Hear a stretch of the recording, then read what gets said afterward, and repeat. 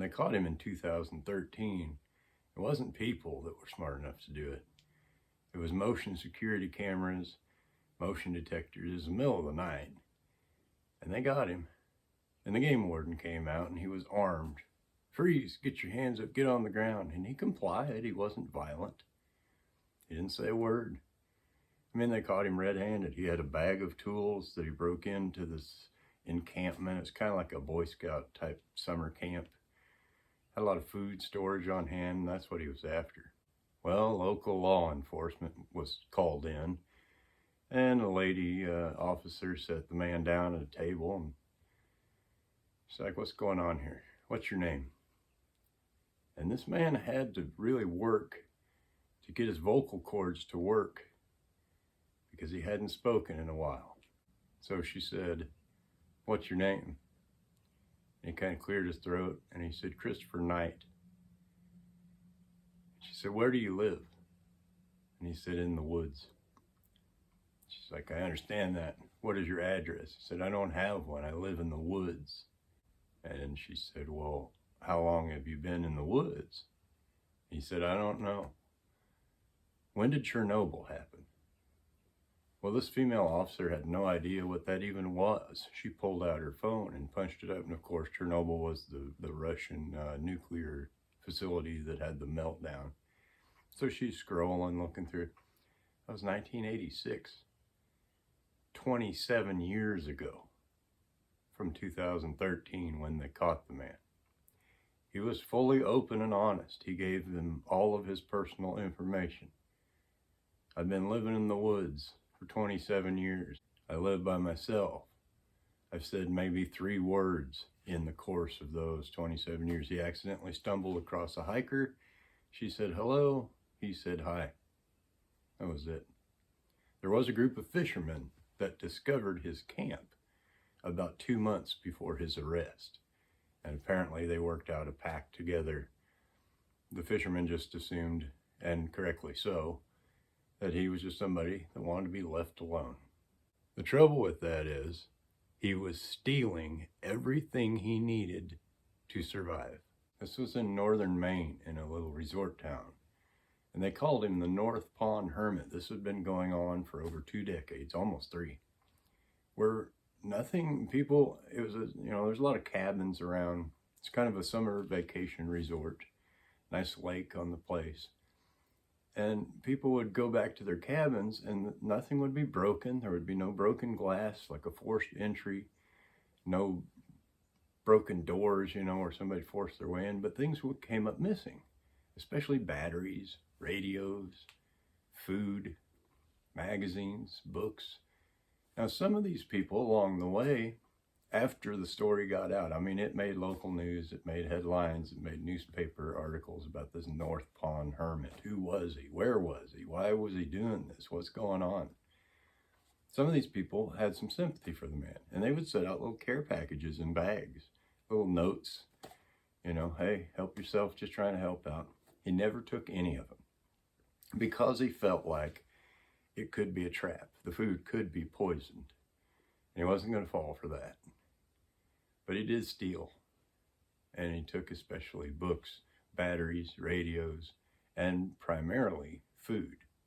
Everything the man used to live for 27 years in the middle of the woods, he stole. And that's where I have a problem with it. A fascinating book on the guy we're talking about here. It's called The Stranger in the Woods. It's Michael Finkel wrote it. And Mr. Finkel was able to interview Christopher Knight about 9 times during his incarceration. Mr. Knight wouldn't give any interviews. He wasn't talking to the press. He'd done his talking. He'd done all the talking he was going to do. Well, they went to sentence him. Most of these crimes, and they estimated that he had committed probably upwards of 1,000 burglaries. Most of the statute of limitations had run out on him. So they got him on breaking and entering and some petty theft charges and burglary. Most of the time that he served, he had already served it waiting for his trial minus like a week. He did have to do a couple years probation. He met with the judge every week. He had to stay away from alcohol, and they had to do mental evaluation counseling. This was a relatively stable man. He came from a very humble background and very private people. For whatever reason, he just decided that he wanted to be on his own. This encampment was basically right in the middle of town. There were ginormous glacial boulders kind of concealing the place and super dense forest. I mean, like right in the middle of town. And he pulled this off for 27 years. He never had a campfire because that means smoke and possible discovery. He never went out in the daytime. All of these burglaries took place at night. He would take canoes or local rafts from people, borrow them. He did actually return those, and he'd scatter pine needles over them, make it look like they were never taken. But he'd go out and row on the lake, skinny dip, enjoy the beautiful summer nights. The problem came with winter. In northern Maine, temperatures can get down below 27 degrees Fahrenheit. Freezing weather. And he had no fire. He would not start a fire. He would get up and pace his camp in the middle of the night. And he said he came very close to death several times just from exposure, from freezing to death. It was a very real possibility.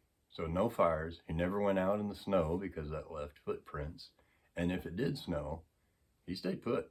He did not move an inch. So this camp he had set up, giant tarp, stolen of course, spray painted camouflage, kind of hide the main thing. He had stacks of National Geographic magazines, stolen, electrical taped together, and put as a sink under his bed like a irrigation type thing. It absorbed the water and kept it away from his mattress. He's a pretty crafty guy, obviously. You can find out a lot of things about yourself in solitude. There's been volumes written by many people on the value of spending time alone. In this book, there's a lot of other characters throughout history that have spent a lot of time on their own. And interestingly, a lot of them committed suicide when they reintegrated back into society. I do not know why that is. I do find it interesting. Most people today don't spend a lot of time by themselves. And I would argue that most people today don't know how to be by themselves and cannot enjoy their own company. I think that speaks a great deal about the individual in our society now. If you don't understand yourself and be content in your own company, well then how are you going to co-mix with others? And then now you have two of these people. There are people that claim they can't stand to be alone. I have never understood that either. If you cannot stand your own self, your own company, what does that say about you? Well, so now you have two dysfunctional people of the same inkling. They don't like their own company, and somehow they're going to jive and make that work. Don't really understand that either. But there's a lot of things I don't understand. I'm not an expert in hardly anything. It is an interesting topic and an interesting subject, though. You might check this out, give it a read if you like. Hey, thanks for watching. I do appreciate your time.